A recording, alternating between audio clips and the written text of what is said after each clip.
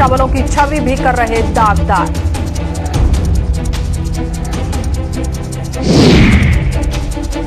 भाजपा ने मरहूम गुलाम रसूल के परिजनों को दी सांत्वना। पार्टी नेताओं ने की घाटी में राजनीतिक हत्याओं की निंदा। रविंद्र रैना बोले, लश्कर को जल्द मिलेगा करनी का फल।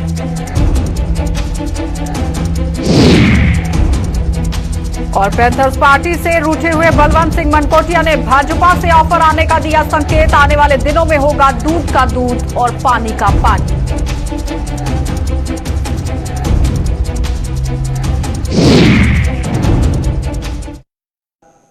नमस्कार, बुलेटिन में आपका स्वागत है। मैं हूं आपके साथ आशा सरमाल। चलिए शुरुआत करते बुलेटिन की। डीजीपी दिलबाग सिंह ने पिछले दिनों किश्तवाड़ में हिजबुल मुजाहिदीन के 2 आतंकियों को धर दबोचने के लिए सुरक्षा बलों की पीठ थपथपाने के साथ साथ ये खुलासा भी किया है कि खतरा अभी टला नहीं है। आज किश्तवाड़ में सुरक्षा व्यवस्था का जायजा लेने के बाद डीजीपी ने बताया कि आज भी यहां पर कश्मीर में सक्रिय देशद्रोहियों के इशारे पर कुछ लोग आतंकवाद का दामन थामने को बिल्कुल तैयार बैठे हैं ताकि यहां हिंसा फैलाई जा सके। पाकिस्तान के टुकड़ों पर पलने वाले उसके एजेंट ऐसे युवाओं को डोडा, किश्तवाड़ के अलावा राजौरी, पुंछ में भी तलाश कर रहे हैं, जिन पर नजर रखी जा रही है। डीजीपी ने पुलिस की छवि को खराब करने के लिए कुछ तत्वों द्वारा दिए जा रहे बयानों को भी यहां पूरी तरह से पुलिंदा सामने रख लिया है और झूठ का जो पुलिंदा था वो इसे बता दिया। उन्होंने कहा कि आतंक को समर्थन देने वालों की यहां कोई कमी नहीं है और ऐसे लोग पाकिस्तान के बहकावे में आकर सोशल के जरिए यानी सोशल मीडिया के जरिए झूठ फैलाने में कोई कसर नहीं छोड़ रहे। Also on lookout for some other characters who are hand in glove with the elements working in Kashmir, and they also are expressing their designs and desires to join terrorist ranks and resort to terror violence. I'm sure our police and security forces here will be able to neutralize them, will be able to take care of them. We are aware that Pakistan and its sponsored agencies are looking out for people who could be involved in terror activities. They are hunting for people in Doda, hunting for people in Kishtwar, and similarly in other regions of Rajouri and Poonch and some parts of Riyasi. Our police and int agencies are keeping a watch, and we know way to crack down and when. Taking irresponsible statements from some people does not mean that the police and the security forces and the other agencies are there to harass people. We are actually there to support people, to help people, and to create a better security environment for the people. But those people who are involved in supporting militancy and sustaining militancy will not be spared. मैं कहा कि support structure जो terror की हैं वो active हैं। Support structure में separatist element भी शामिल हैं। कुछ एक ऐसे एलिमेंट जो पाकिस्तानी आउटफिट जहां पर एक्टिव हैं उनके साथ मिलकर काम कर रहे हैं। कुछ एक पाकिस्तानी एजेंसीज को इंस्टिगेशन जो रोज़मर्रा सोशल मीडिया के जरिए और बाकी चैनल के जरिए हैं वो जहां पर एक्टिव हैं। इसके चलते कुछ बच्चे मिसलीड होते हैं, ज्वाइन करते हैं। हमारी कोशिश रहती है कि ऐसे बच्चों को अगर बरगलाया जाता है, ज्वाइन करने के बावजूद भी उनको घर लौटने का मौका दिया जाए। 40 से ज़्यादा मिसालें अभी तक ऐसे यहाँ पर मौजूद हैं जिनको बच्चों को वापस कर लाया गया। चलते हुए एनकाउंटर्स में से बच्चों को वापस लौटा करके उनको न सिर्फ उनकी जान की सलामती बल्कि उनको फिर से घर वालों के साथ मिलने का मौका दिया गया। तो भारतीय जनता पार्टी के किसान मोर्चा के राष्ट्रीय अध्यक्ष राजकुमार चाहर, पार्टी की जम्मू कश्मीर इकाई के अध्यक्ष रविंद्र रैना व भाजपा के अन्य नेताओं ने आज पार्टी के दिवंगत नेता गुलाम रसूल डार के कुलगाम स्थित आवास पर पहुंचकर उनके परिजनों से सांत्वना जताई। गुलाम रसूल और उनकी धर्मपत्नी जवाहिरा की हाल ही में यहां आतंकियों ने अनंतनाग में हत्या कर दी थी। रविंद्र रैना ने इन हत्याओं के लिए आतंकी संगठन लश्कर तैयबा को खरी खोटी सुनाते हुए कहा कि इस संगठन ने एक बहुत बड़ा गुनाह किया है और इसे इसकी भारी कीमत चुकानी पड़ेगी। पार्टी के अन्य नेताओं ने भी एक स्वर में यहां कश्मीर में हो रही राजनीतिक हत्याओं की कड़े शब्दों में निंदा की। लश्कर वालों ने बहुत पाप किया है, गुनाह किया है और लश्कर वालों को इसकी भारी कीमत चुकानी पड़ेगी। ये सब अब्बास शेख का साजिश है और इसकी भारी कीमत चुकानी पड़ेगी। कश्मीर के अंदर एक जो शांति की बहाली है वो लंबे समय से चल रही है और वो होकर रहेगी, चाहे कोई भी देश का दुश्मन और कोई भी कश्मीर का दुश्मन इस शांति को बहाली से नहीं रोक सकता। सर ये बता, निराशा है, वो लोग थक चुके हैं, इसलिए वो भारतीय जनता पार्टी के कार्यकर्ताओं को टारगेट करते हैं। वो हार चुके हैं, आतंक हार रहा है, सत्य जीत रहा है, तो उनके अंदर बौखलाहट है, घबराहट है, वो निराश है आतंकी, इसलिए इस तरह की घटनाओं को पाकिस्तान के इशारे पे वो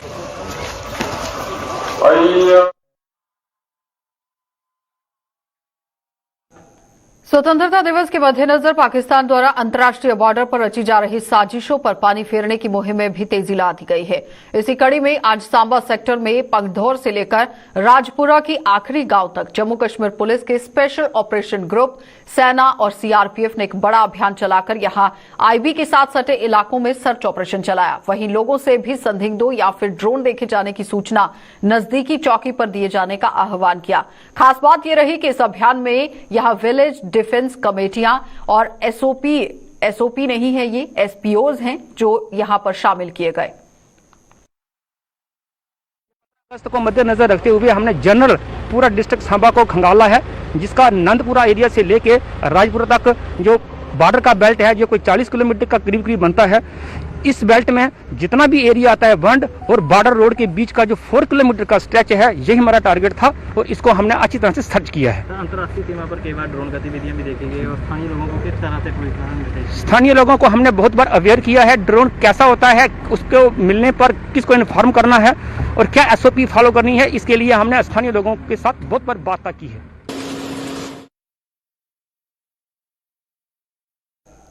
तो पैंथर्स पार्टी से किनारा करने वाले पार्टी के पूर्व प्रधान बलवंत सिंह मनकोटिया की भाजपा में शामिल होने की अटकलों ने जोर पकड़ लिया है।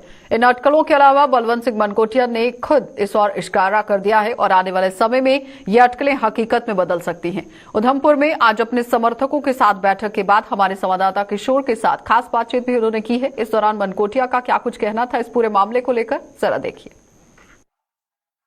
लगभग 5-6 महीने हो गए हैं हमें एज ए इंडिपेंडेंट चलते हुए और लगातार प्रेशर जो है ये पार्टी के लीडर्स कार्यकर्ताओं की तरफ से बढ़ रहा है कि आपको कोई ना कोई डिसीजन लेना है। तो आज मेजॉरिटी में ये लोगों ने कहा कि जो भी डिसीजन होगा जो सभी की बेहतरी के लिए होना चाहिए और एटलीस्ट जो होना चाहिए कि अगर आपको पहला इनका सभी का था कि अगर पावर, क्योंकि पॉलिटिक्स मतलब पावर होती है, तो पावर की पार्टी की तरफ से जो पावर वाली पार्टी है उसकी तरफ से अगर ऑफर आता है तो पहली चॉइस इनकी है और बाकी अगर और किसी से आता है तो उसके ऊपर दोबारा मंथन किया जा सकता है। तो अभी इनका जो ऑलमोस्ट सभी का जो है जो 100% वर्कर का था कि पावर वाली पार्टी की, तो डेफिनेटली वहाँ से ऑफर आ रहे हैं। अब इसके बाद चर्चा होगी उनके साथ भी कि अगर वो ऑफर दे रहे हैं तो वो क्या चाहते हैं हमसे, वो क्या एक्सपेक्ट करते हैं और हम बताएंगे कि हमारे पार्टी के वर्कर्स और लीडर्स को क्या एक्सपेक्टेशन है, तो उसमें बात करेंगे। अगर उसमें कोई मैच्योर होता है तो बढ़ाएंगे बात को, नहीं मैच्योर होता।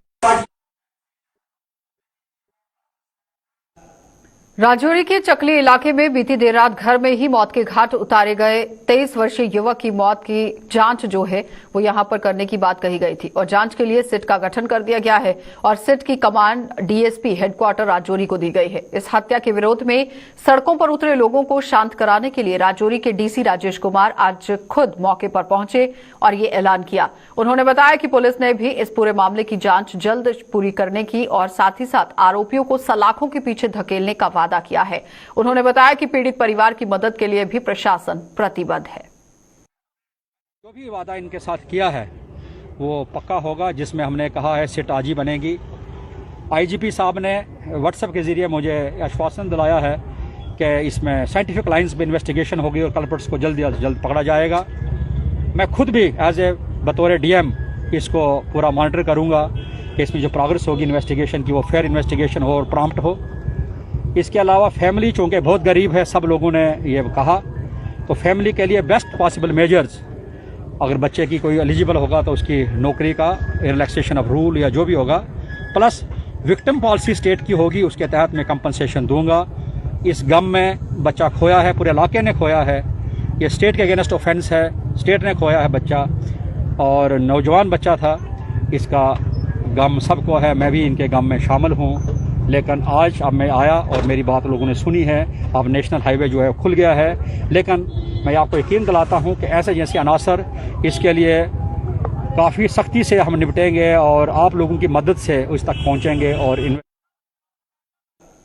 भारतीय जनता पार्टी सेवा ही संगठन अभियान के तहत जरूरतमंदों की जी जान से सेवा कर रही है और इसी कड़ी में आज भाजपा ने बिश्नाह के दियोली गांव की एक दिव्यांग बुजुर्ग महिला को व्हील चेयर मुहैया करवाकर उसे राहत पहुंचाई।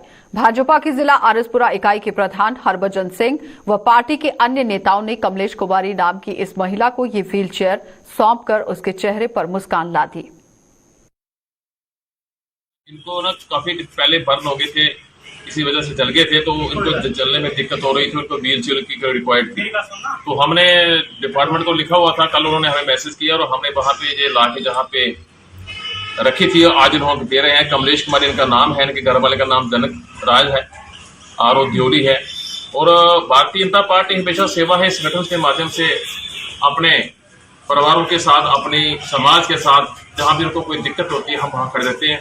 आज इनको ये दिक्कत महसूस हुई, 1 महीना पहले हमारे संज्ञान में चीज आई, हमने कोशिश की आज ये चीज कल हम जहाँ पे ये जो व्हील चेयर हिलाई थी आज सभी मंडलाध्यक्ष भी हमारे बीच में हैं, उस बिश्नाह कॉन्स्टिट्यूएंसी जहाँ से जो पाल करते हैं, महामंत्री मेरे विधायक साहब और राजू जी और इनके भाई जागर जी, आप सब ने मिलकर ये इनको चीजें व्हील चेयर प्रोवाइड करवाई है ताकि कम से कम ये अपने घर में जब थोड़ा बाहर हलचल कर सकें, क्योंकि एक इंसान की फिर थोड़ा बहुत मूवमेंट करेगा उनका दिल और हो जाता है। अखनूर के परगवाल इलाके में आज सीआरपीएफ के शहीद जवान महेंद्र पाल के 16वें शहीदी दिवस पर उन्हें याद किया गया। महेंद्र पाल सीआरपीएफ की 13 बटालियन में तैनात थे और 2005 में आज ही के दिन उन्हें देश के लिए अपना बलिदान देते हुए शहादत जो है वो उन्होंने पाई थी। आज उनके शहीदी स्मारक पर उनके परिजनों के अलावा सीआरपीएफ, सेना की चेनाब ब्रिगेड व पुलिस ने भी अपने श्रद्धा सुमन अर्पित किए। देश की रक्षा के लिए अपनी वीरगति दे दी। आज हम इकट्ठा होकर उनकी वीरगति को याद करते हैं ताकि आने वाले युवा वर्ग इन चीज़ों को देखकर मोटिवेट हो और देश की सेवा में अपना योगदान दे सके। इनके परिवार के लिए क्या कहना चाहोगे आज? मैं इनके परिवार को बहुत ही धन्यवाद तथा मैं उनका दिल से आभारी हूं कि उन्होंने ऐसा सपूत अपने देश के बलिदान के लिए दिया और मैं उनसे प्रार्थना करता हूं तथा मेरी शुभकामनाएं हैं कि उनका परिवार और भी भविष्य में अच्छा करे और उनके परिवार देश के हित में, देश की भलाई में और योगदान दें। आने वाली जो पीढ़ी युवा है उनके बारे में क्या संदेश कहोगे?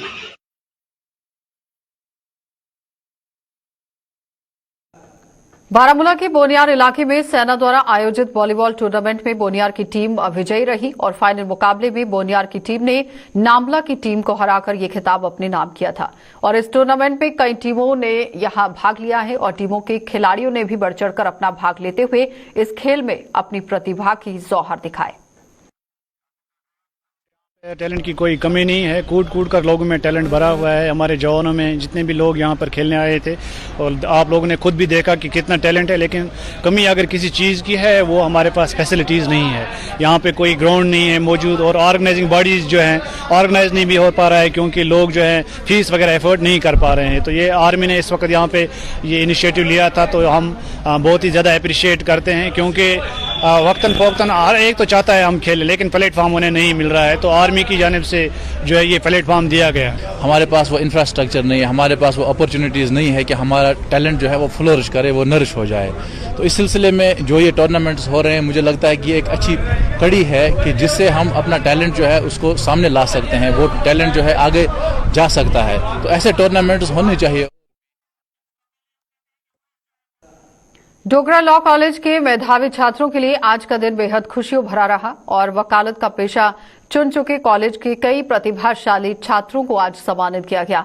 जम्मू यूनिवर्सिटी के vice chancellor professor Manoj Kumar धर इस मौके पर मुख्य अतिथि थे, जिन्होंने इन छात्रों को सम्मान देते हुए उनकी प्रतिभा की सराहना करने के साथ साथ उनके उज्जवल भविष्य की भी कामना की।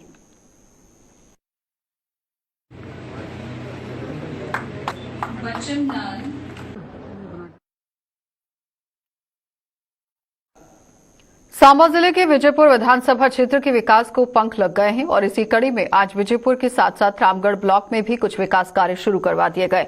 विजयपुर नगरपालिका के चेयरमैन गणेश शर्मा ने आज वार्ड नंबर 7 में कुछ विकास कार्यों का शुभारंभ करवाया, तो वहीं रामगढ़ ब्लॉक की घो ब्राह्मणा पंचायत के कैंप गांव में ही हर घर जल और हर घर नल योजना के तहत सरपंच रामपाल शर्मा द्वारा बोरवेल के निर्माण का भी शुभारंभ करवाया गया।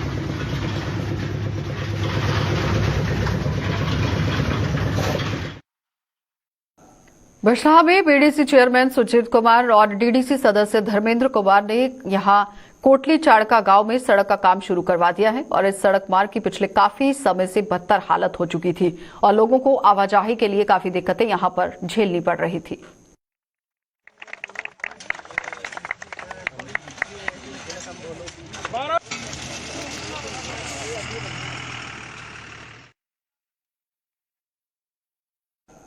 अखिल भारतीय कांग्रेस कमेटी की पूर्व प्रधान राहुल गांधी द्वारा मंगलवार को श्रीनगर में पार्टी द्वारा आयोजित कार्यक्रम में दिए गए बयान का जहां नेशनल कॉन्फ्रेंस ने स्वागत किया, तो वहीं पीडीपी को राहुल के बोल फूटी आंख नहीं सुहा रहे हैं। नेशनल कॉन्फ्रेंस ने कहा कि कांग्रेस की विचारधारा नेशनल कॉन्फ्रेंस से मेल खाती है, तो वहीं पीडीपी ने कांग्रेस को भाजपा की बोली बोलने का दोषी ठहरा दिया। क्या कुछ कहना था नेशनल कॉन्फ्रेंस और पीडीपी के प्रवक्ताओं का, चलिए देखिए। गांधी साहब ने जो स्टेटमेंट दी है, ये नेशनल कॉन्फ्रेंस का बेसिक स्टांस रहा है जब से एब्रोगेशन ऑफ आर्टिकल 370 है। और इसमें जो हमने बार बार एक डिमांड की है वो ये है कि जिस तरीके से इलीगली आर्टिकल 370 को छीना गया, 35A को छीना गया, हमारी वो समाज जो है सुप्रीम कोर्ट में इस टाइम पे है और हम उम्मीद करते हैं कि सुप्रीम कोर्ट जल्द से जल्द उसकी जो है उस पर डिसीजन देगा और जो डिसीजन होगा वो हमारे हक में होगा इंशाल्लाह। एक स्टांस रखा है कि नेशनल कॉन्फ्रेंस जो भी करेगी वो पीसफुल तरीके से करेगी, वो with in the contours of democracy करेगी, वो लीगली करेगी, वो with in and outside courts जो हम कर रहे हैं इस टाइम पे वो हम करते रहेंगे जब तक हमारे जो एब्रिज राइट्स है हमको वापस न दिए जाए, जो इलीगली हमसे छीने गए हैं। वो ये होनी चाहिए कि पहले स्टेटहुड हो, फिर उसके बाद जो उनको करना है उसके बाद इलेक्शंस होने चाहिए। फुल स्टेटहुड कम जिस तरीके की ये बात करे वो हमको काबिल कबूल नहीं है। बदकिस्मती की बात है कि 70 साल के बाद आज कांग्रेस अपने वादों से जो है वो दूर हो रही है। जम्मू कश्मीर को जो स्पेशल स्टेटस का दर्जा मिला था या जो हमें जो बाकी जो आईनी जो तहफ़्फ़ुज़ हमको मिला था, जब ये मिला तो उस वक़्त कांग्रेस की सरकार थी, नेहरू जी देश के प्राइम मिनिस्टर थे, तो तब हमें ये सब कुछ मिला था। और आज अफसोस की बात है कि 70-75 साल के बाद आज अपने वादों से कांग्रेस दूर जा रही है।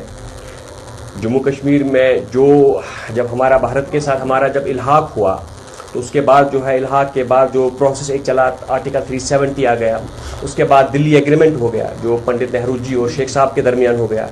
उसमें भी इन्हीं चीज़ों का जिक्र हुआ था कि जम्मू कश्मीर और दिल्ली के साथ जो रिश्ता रहेगा उसकी बुनियाद क्या रहेगी, वो भी कांग्रेस सरकार ने किया था।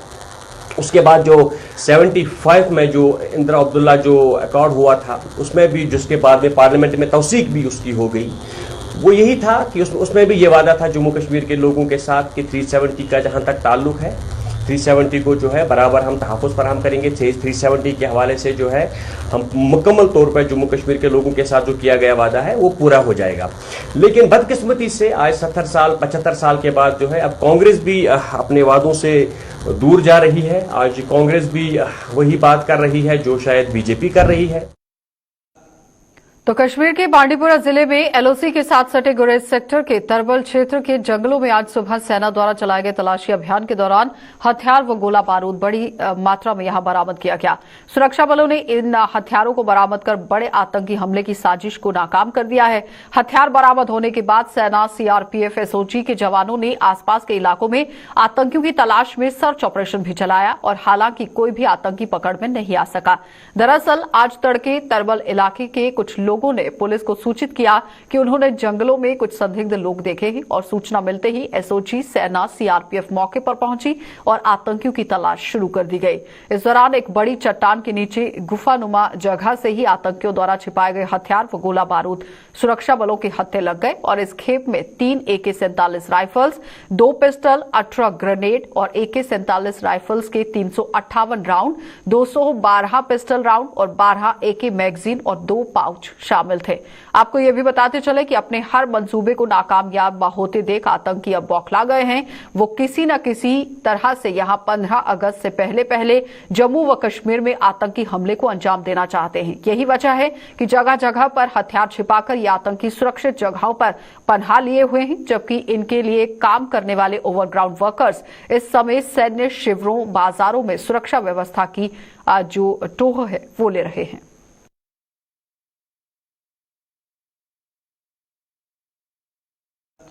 तो कश्मीर के अनंतनाग जिले में भी हाल ही में भाजपा के सरपंच और पंच पत्नी की निर्मम हत्या का विरोध बदस्तूर जारी है।